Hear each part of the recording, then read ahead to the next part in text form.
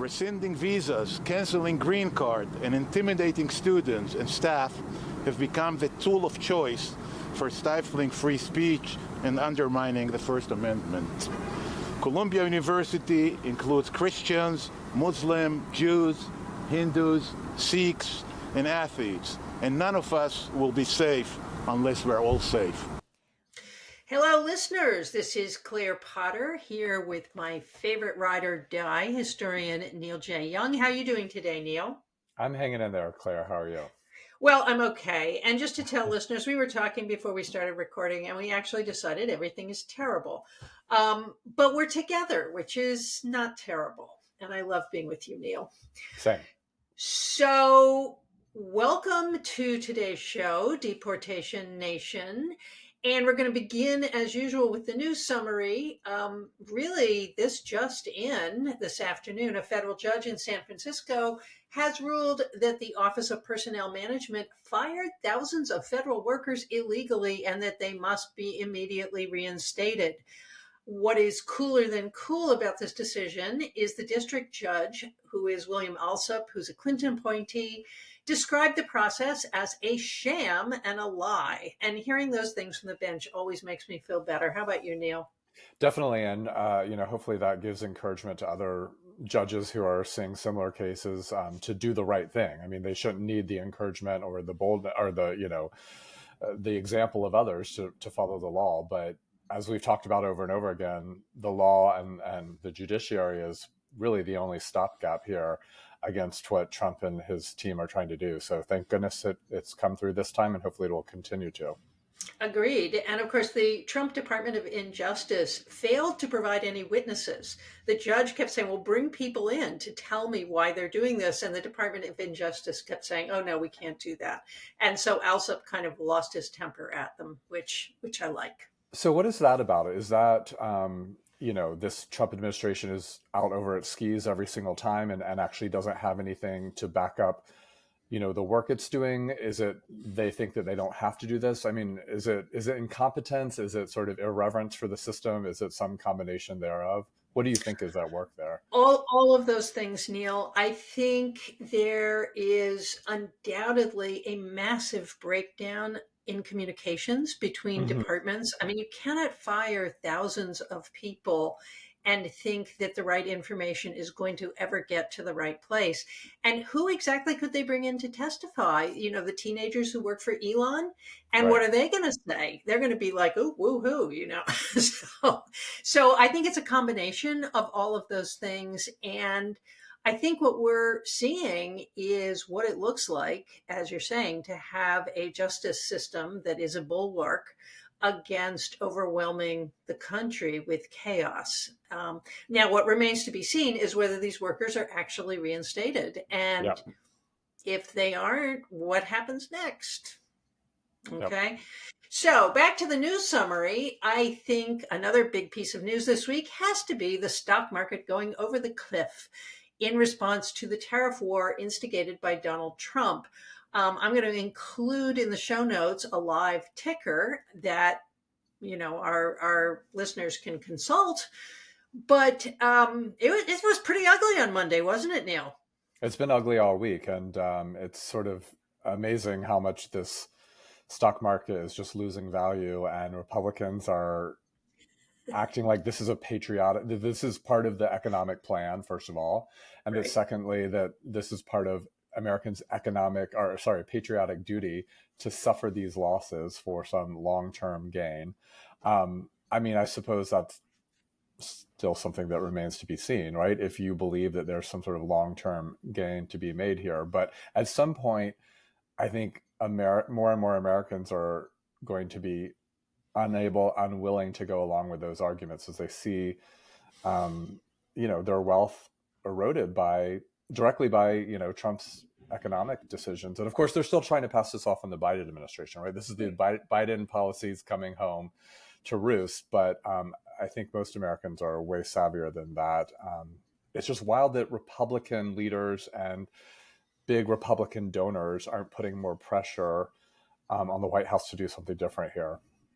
I think that's interesting. And I also think one of the aspects of populism is that probably all of those Trump voters, as opposed to the donors, aren't in the market. Right.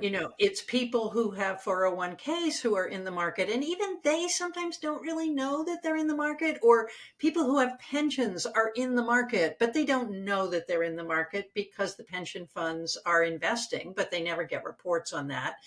Um, I also think the other thing that's interesting is I've seen conservative commentators, or rather Trump commentators, since we have to now acknowledge there are many kinds of conservatives, saying, well, this is what Ronald Reagan did. He let the country go into a recession for the first 2 years so that he could really then step in and fix things. And that's not true. For That's not anybody true. who's been in the Reagan archives, the Reagan people were just frantic about Absolutely. that recession. Somebody needs to write about this, don't they, Neil? Yeah, I mean, it's sort of not surprising that they would be making false historical arguments. You would think some sort of Reagan defender, and certainly some Reagan historians could come along and correct this record. But and I think back to your point about like who's in the market and who's hurt by this. Democrats often say, especially when the market is booming, that the market is not the economy, and I think they're right to remind us that in those moments. So I suppose in some ways, if you live by that economic philosophy, you might also die by it at a time in which it's plummeting and Democrats are suddenly trying to rally support around a market, a market-based politics. But I do think it's not the only thing happening. I mean, we also have egg shortages, huge price increases, inflation. The market is only one component of a really bleak economic picture right now. And so whether or not you are an individual investor in the stock market, I don't think anyone is safe from the sort of all the economic disaster that's happening right now. Yeah, I agree. And, if there are people out there who are really worried about their investments or their pensions or whatever, the advice I have to give you is from Lainey Wilson, the Entertainer of the Year of the CMA last year. Hang tight, honey. Now, that's what they're doing at Tesla, because the big loser early in the week seems to have been Elon Musk. Tesla stock has been steadily losing value, partly fueled by protests and vandalism against the brand. But it's also the case that enthusiasm about Tesla seems to have been largely driven in the past 5 months by Musk's association with Donald Trump. And the share price is actually now down to where it was in late October, when analysts were clear that the brand was struggling for a variety of reasons. But then, and we were talking about this before we started to record, Trump decided to do a little show at the White House. Can you talk to our listeners about that, Neil?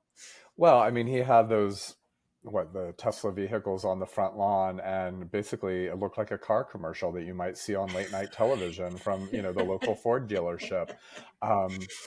What an embarrassment for the White House. And of course, I saw today on Twitter that, Trump supporters are posting all these pictures of Biden having electric vehicles on the lawn.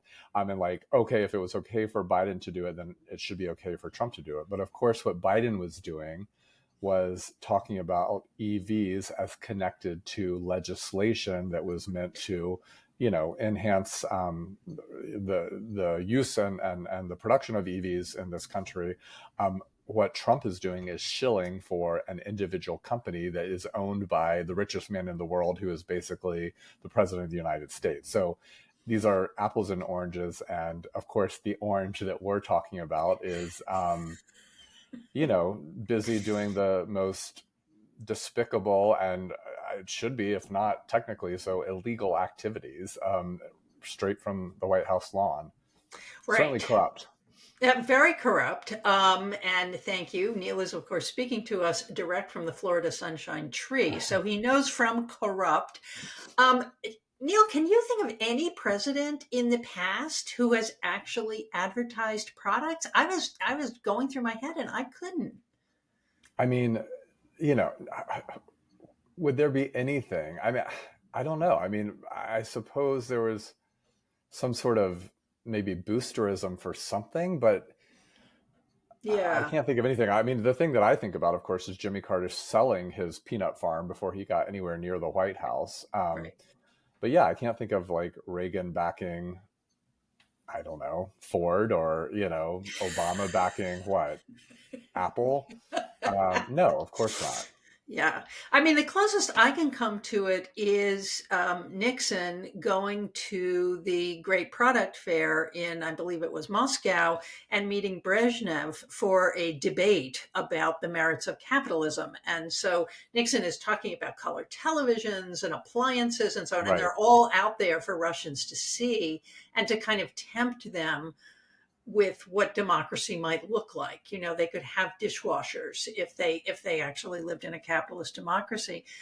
And then, of course, Jimmy Carter's brother tried to sell beer. I mean, there have been Right. occasional times in which a president's relative has tried to brand themselves, but not the president themselves. No, and we haven't even talked about Bitcoins and all the ways that, the Trump family is pushing that right now, and actually directing government dollars to it additionally. So Yeah. it's like, take your pick.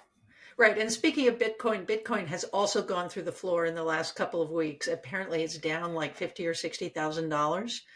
Um, I don't mess with Bitcoin, so I don't really follow it that closely, but I was looking at it on the ticker.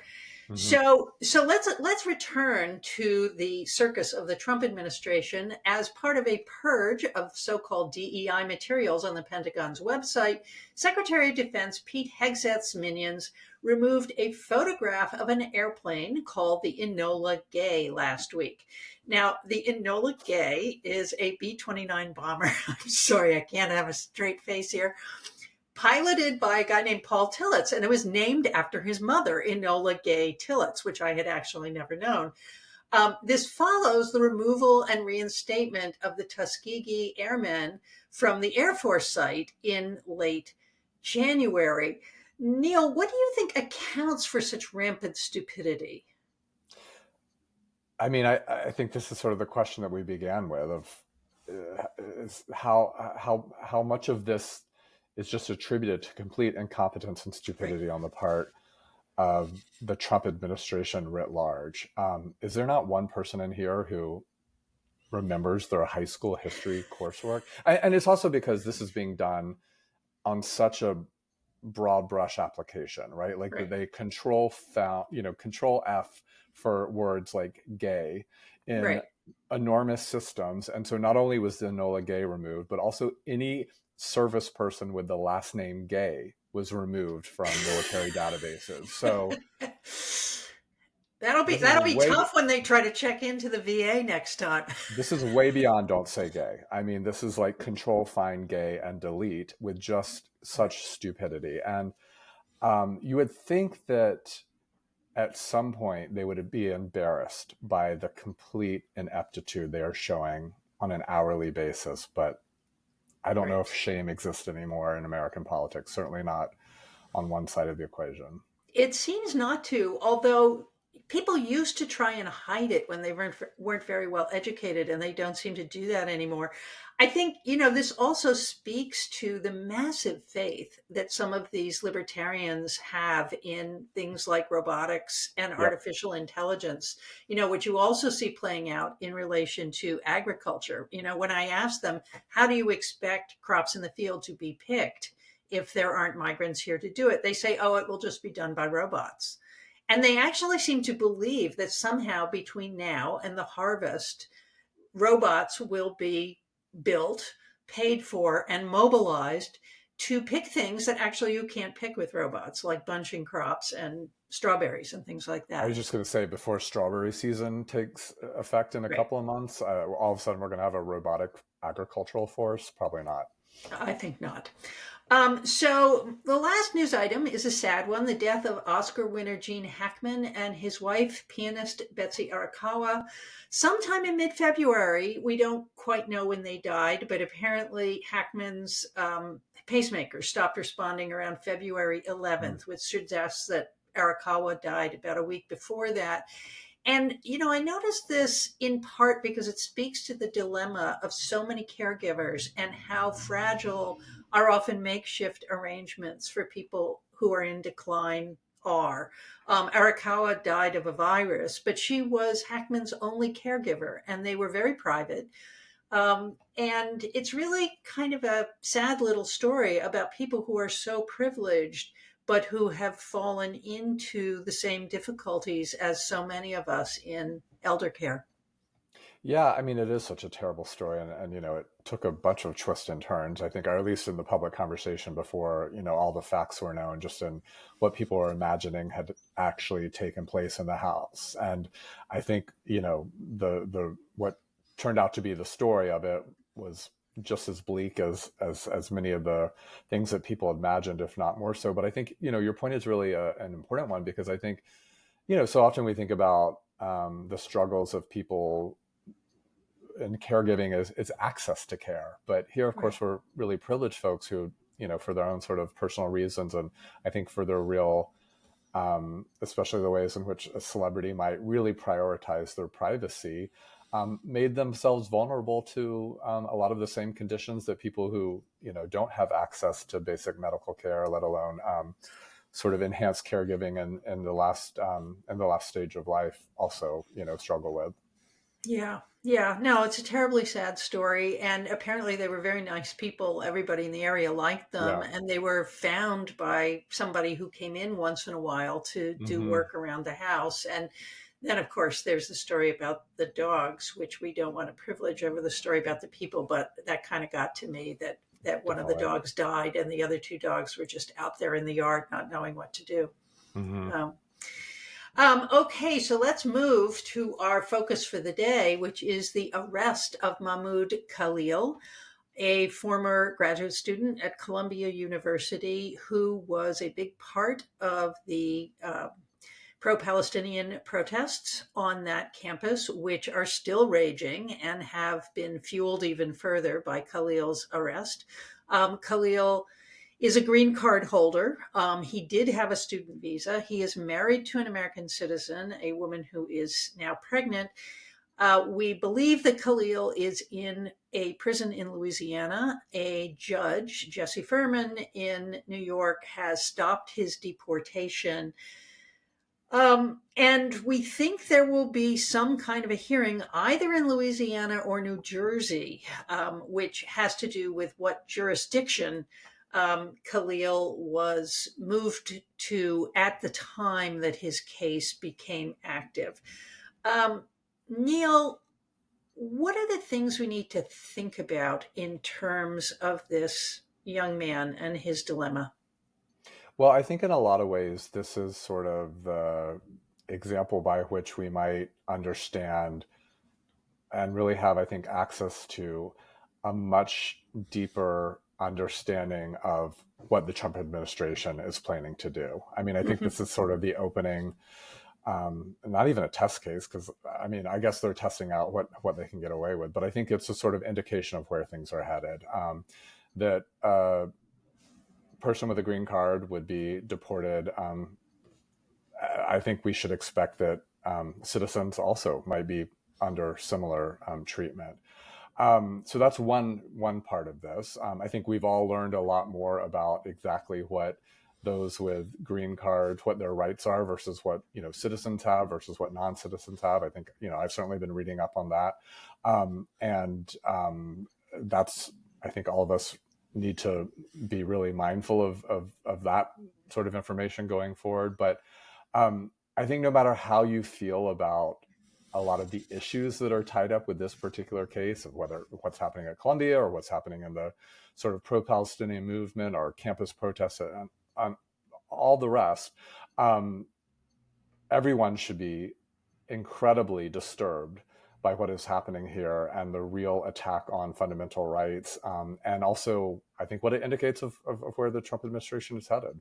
Yeah, I think all those things are true, Neil. And I just want to jump on the question of due process, which you have brought up, at least by inference, several times. And the question of what green card holders actually have access to, which is they have access to all the constitutional rights of an American Right. citizen. Now, the part that is tricky and I think quite eerie about this is what MAGA partisans are claiming and what the Trump White House is claiming is that the president can revoke a green card anytime he likes Right. under an ancient National Security Act. And so the idea is you revoke a green card and then the person has no constitutional rights. And that to me is a very eerie reminder. And I don't want to make this as a facile comparison to a fascist past, but this is exactly what the Nazi government did in Germany is they revoked Jews' citizenship before they then transported them to camps, stripped them of their rights, and so on and so forth. So the case that the Nazi government made was that these were essentially stateless people who had no right to any kind of due process, such as it was under Hitler's government. And as I say, I think these comparisons can be quite facile, but this seems like a similar strategy. You figure out how to strip people of rights, and then you do whatever you want to them. Would a judge have to sanction that, or is that what we're about to find out? Because clearly Trump wants to sort of executive order his way towards, any end. Right. But does something like this ultimately have to be sanctioned by a judge's ruling? Well, of course, now it does. And of course, that is one of the big questions is, did the Trump administration make a huge error by sending ICE for him in the first place, as opposed to, say, the FBI? Because by sending ICE, it has now thrown it into immigration court. Whereas had they sent the FBI after him, that might have been permissible under the national security statute that they are functioning under. So now this has to be heard in immigration court. On the other hand, there is the distinct possibility that the purpose was, as you said earlier, to create a precedent, to take this to the Supreme Court. And as you and I know, that is the strategy on the right for a range of issues, is to create cases that can go to the Supreme Court and then get the Supreme Court to redefine the Constitution in the Trump administration's favor. Yeah, there's so many things to say here. One of the things I think, especially this week, we've seen in the White House's handling of it and some of the administration's spokespersons who've been out with media this week is to, equate protest with terrorism. Right. And that also should send chills up all of our spines, because I think they are, it's not a surprising development. I think we sort of saw this coming, but the real equation that they're making between those two things, and Trump started out calling this a legal protest, which who even knows what that means. But one of the sort of rhetorical shifts over the week is to just, instead of move away from talking about a legal protest, to now start to equate protest with terrorism. And that's an important sleight of hand that's happening that's really, really concerning. Also, the reports of Colombia essentially cooperating with this activity as some sort of, I don't know, do they think that this is going to buy them favor with a Trump administration that's, on the attack when it comes to universities, especially at places like Colombia? But very upsetting to know the role that Colombia has played in a lot of this development. Yeah, and full especially disclosure, as a Columbia alum, I was going to say, full disclosure, Neil went to Columbia. And so my question is also whether the arrest of Khalil is linked to the other thing the Trump administration did this week, which was to withdraw $400 million in funding from Columbia as punishment for Columbia supposedly permitting anti-Semitic attacks on Jewish students, and whether those two things are coordinated, whether they are intended to make an example of Columbia. Shortly afterwards, a list of 60 universities and colleges was released that the Department of Justice says it's going to investigate for anti-Semitism. On that list was the New School, where I used to work. On that list was also NYU, where I got my PhD. The University of Massachusetts, where I'm a research fellow now. I seem to be at the intersection of Trump investigations. So the question is Colombia being made an example of? And in that context, what does Colombia's cooperation in the Khalil case really mean? Well, I think, I mean, it feels like those things are connected, at least within a sort of ideological worldview, Right. that, the Trump administration hold, and a political strategy, right?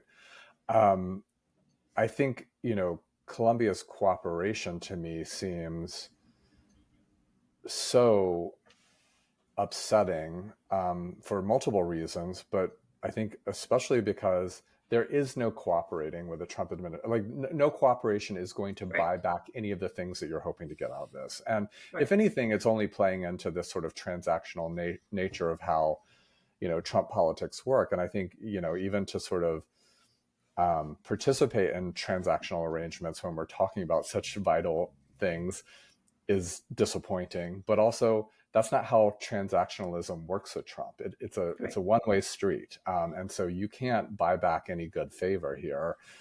You're really only capitulating to Right. the autocratic ends, and aims of a Trump administration that's going to do what it wants, regardless of how much you play along.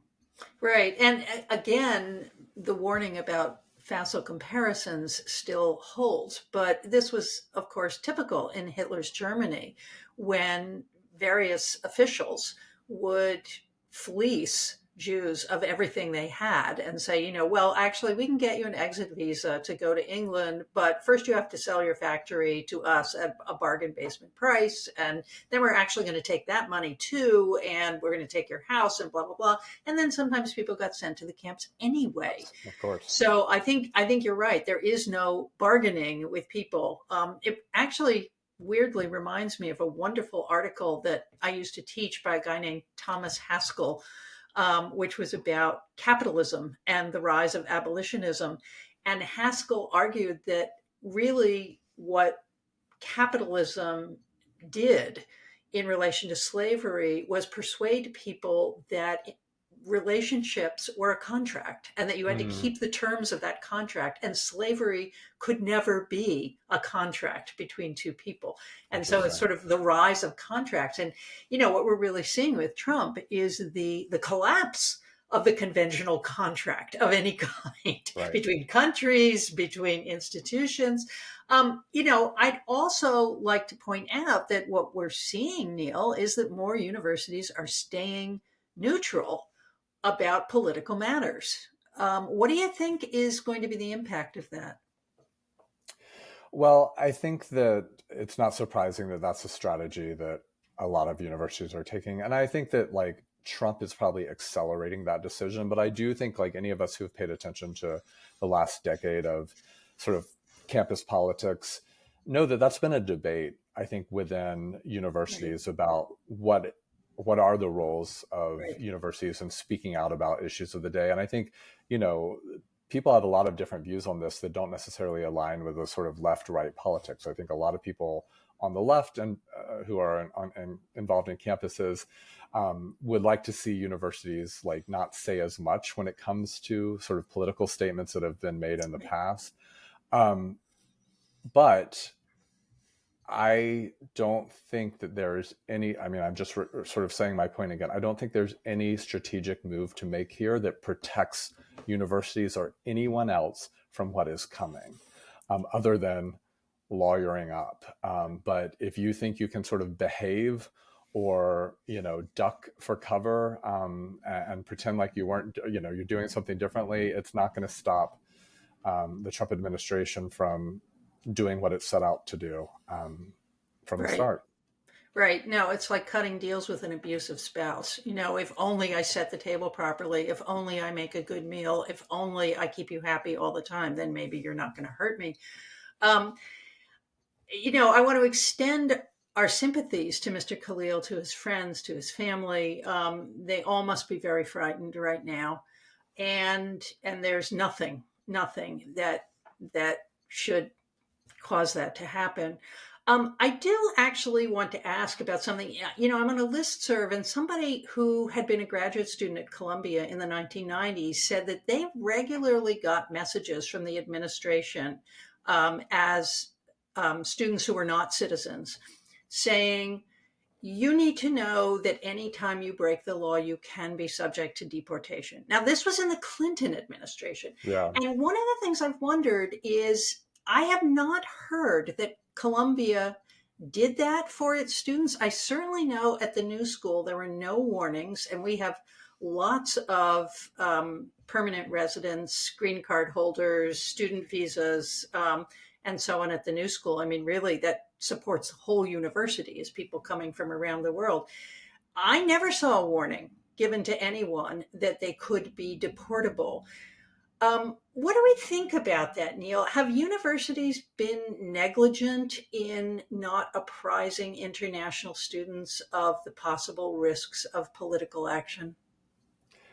I would think probably so. I mean, I was at Columbia in the George W. Bush years, so 2002 through 2008. I never heard anything like that. Obviously, I was an international student, so maybe wasn't paying as close attention to, but do not remember anything along those lines. I think universities probably have focused more on, getting their students to have the right visa, sort of going through the proper Right. process of being able to enter. But I wonder how much they've worked with students once they're on campus to understand, and once they're in the States, to understand the limits of those rights and also the real possibilities of punishment, including deportation.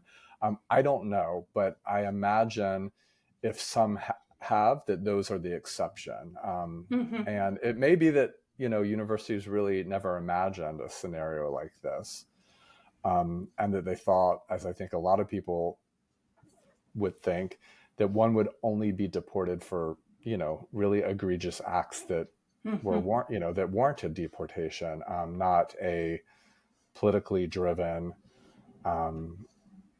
action on the part of the president. I mean, the president asked for this person to be deported. Like, this is Right. directed, it's a specific direction by the president of the Right. United States. Like, this is uncharted territory, even Right. as we think there's usually historical precedent for almost anything. Like, this is truly exceptional.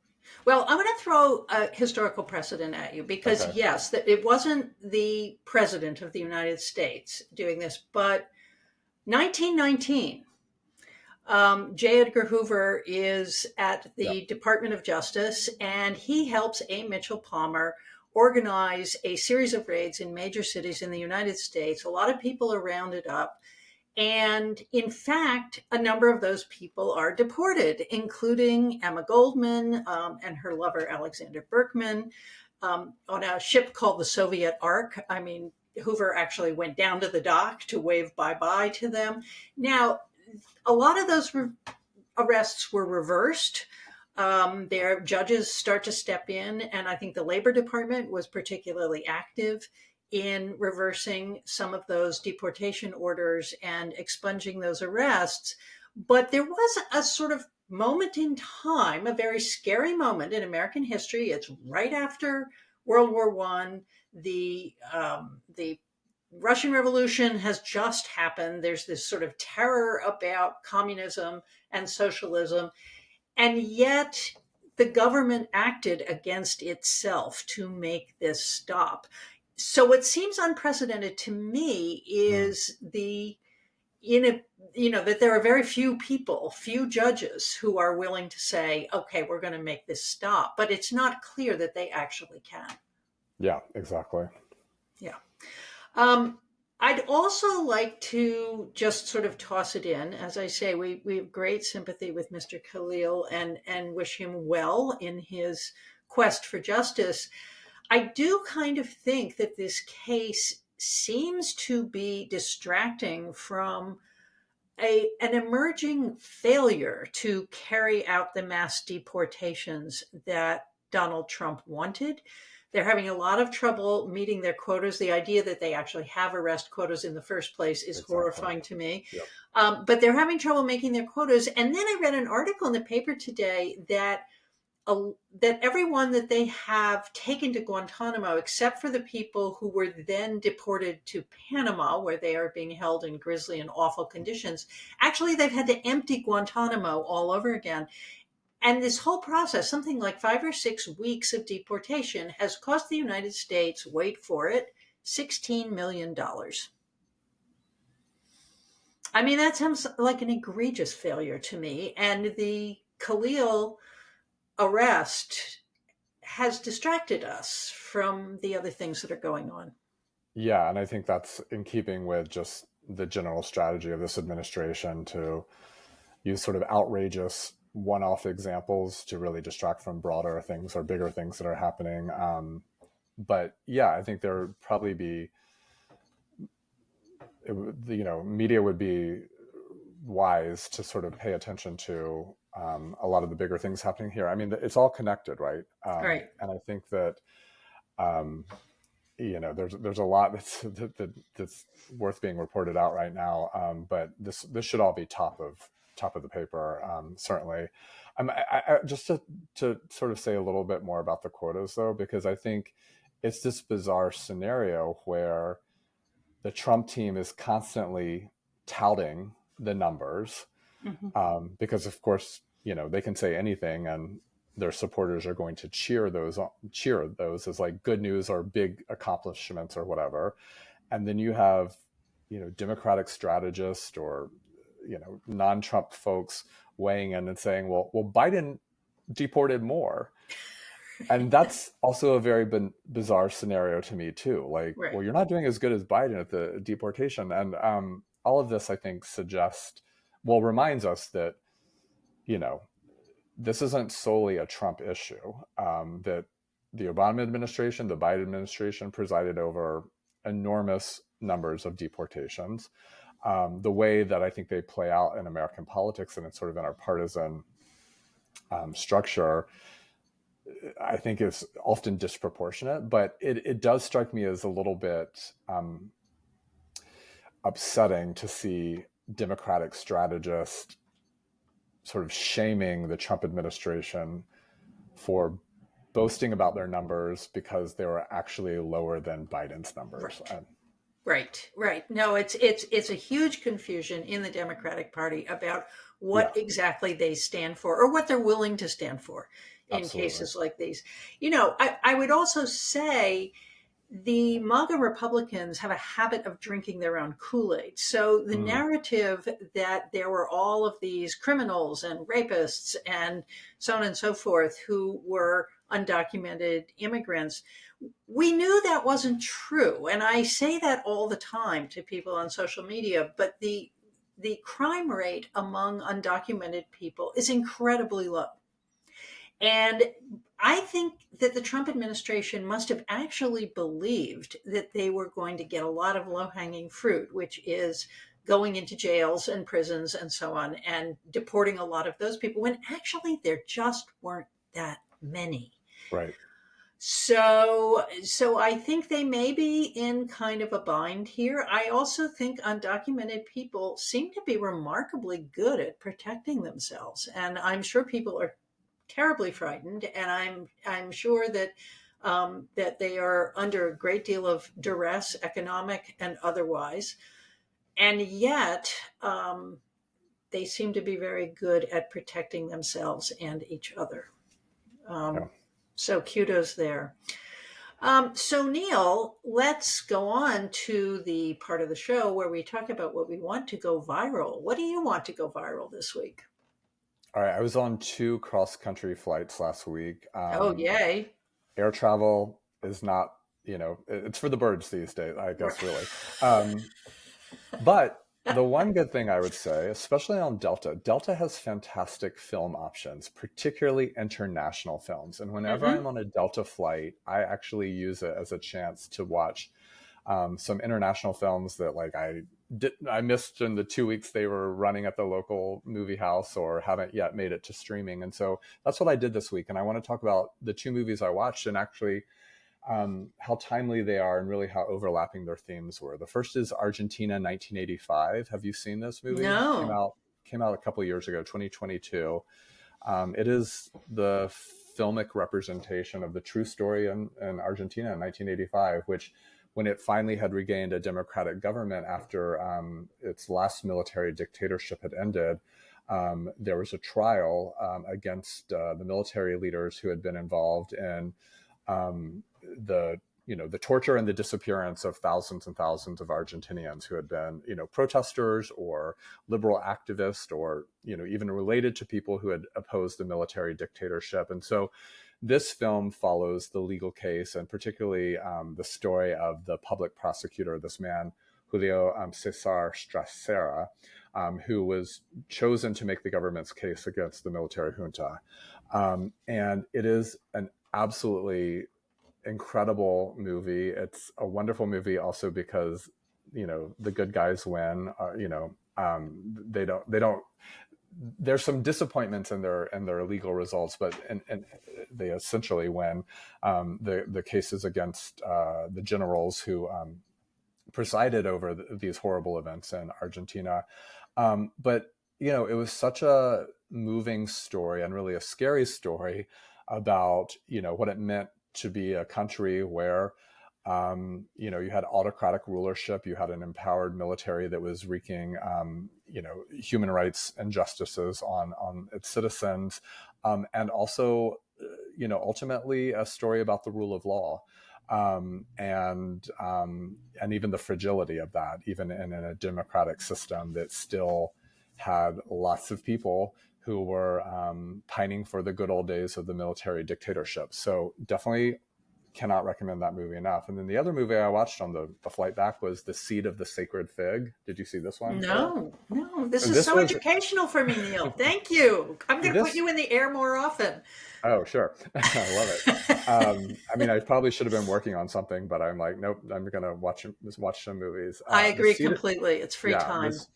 Absolutely. The Seed of the Sacred Fig was actually one of the Best Foreign Film nominees at the Oscars this past year. And it is a fascinating story. It's a fictional story. It's set in contemporary Iran. And it centers on this family where the father, the husband, is an investigating judge in the Revolutionary Court in Tehran. And he's sort of moved up the system.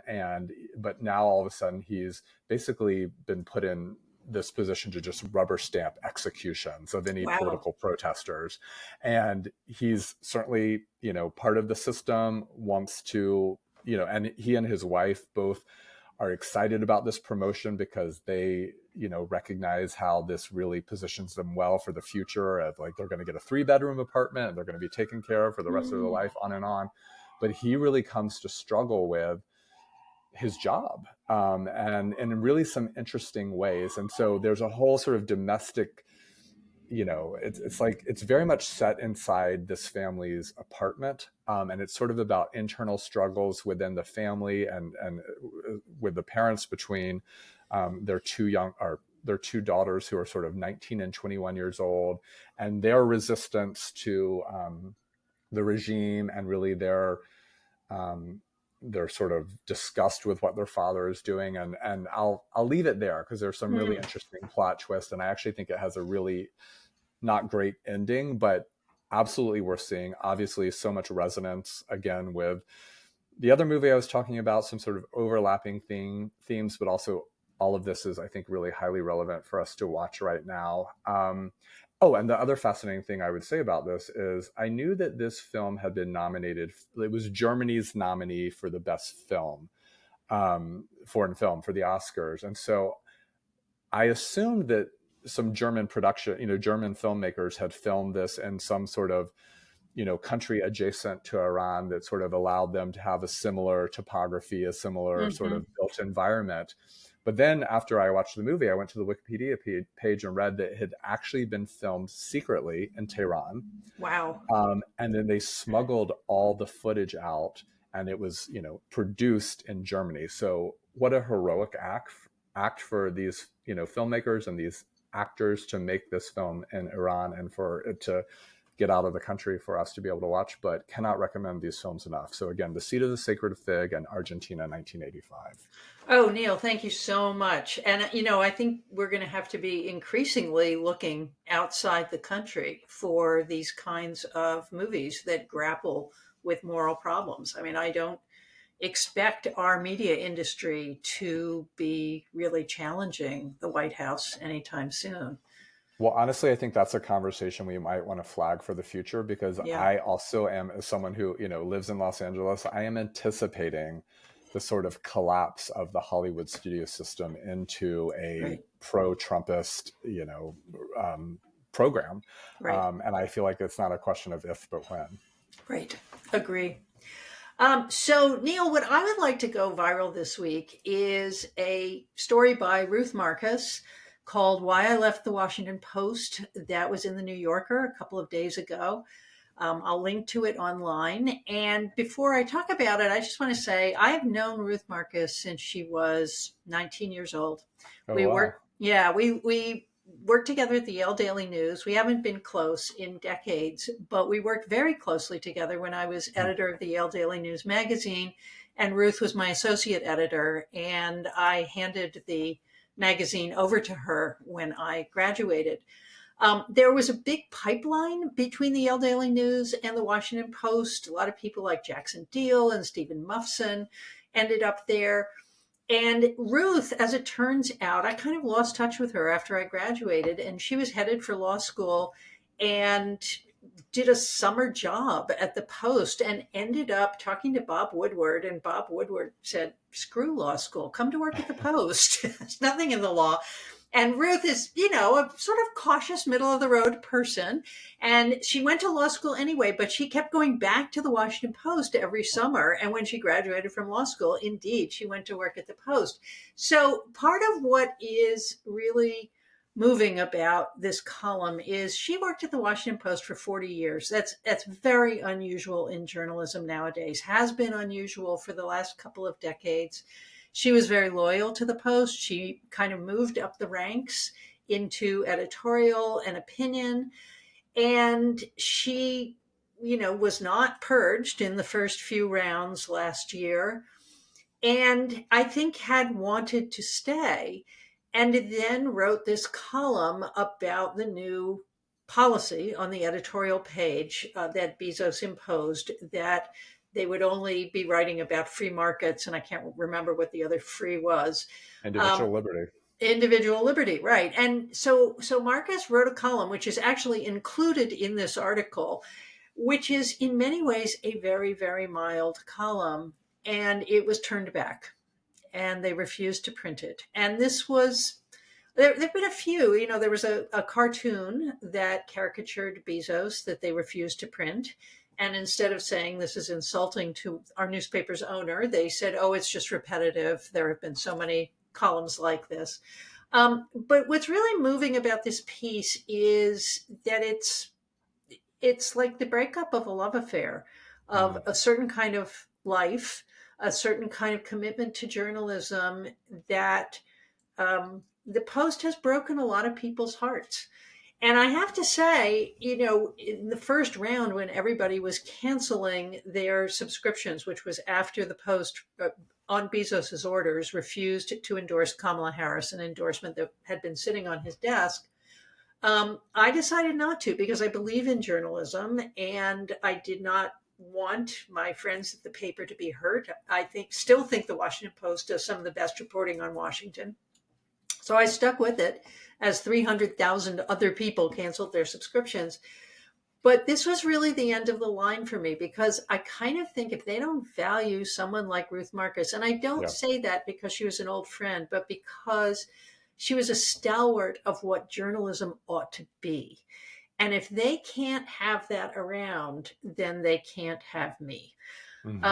I encourage everybody to read this article. It's about how to do something principled and know you're going to get hurt by it, that maybe your heart will be broken because of it, but you do it anyway, which kind of feeds into the theme of the day, Neil. Yeah. But I would also encourage people, if they choose to cancel their subscription to the Post after they read it, I would encourage them to reinvest whatever they're spending on the Post in other media. I took out a subscription to our local newspaper, the Hampshire Gazette, which is long overdue. I've lived here for 5 years. I took out a subscription to Wired, which is doing some of the best political Absolutely. reporting on Doge that I know. Yep. And I gave a chunk of money to NPR and I gave a chunk of money to ProPublica, which is just doing kick ass in depth reporting on a range of issues connected to this administration. So the article is Ruth Marcus, Why I Left the Washington Post, The New Yorker, March 12th, 2025. And we will link to it as we will link to those fabulous movies you talked about, Neil. Do we know what Ruth Marcus is doing next? Has she said what her We plan do is? not. I actually was interviewing somebody who will as yet remain unnamed at the New York Times who said there has been some talk of hiring her there. But then my friend shrugged and said, but we can't hire everybody that gets fired because of Trump. And, you know, there have been a number of people from the Post, like Greg Sargent landed at the Yep. New Republic.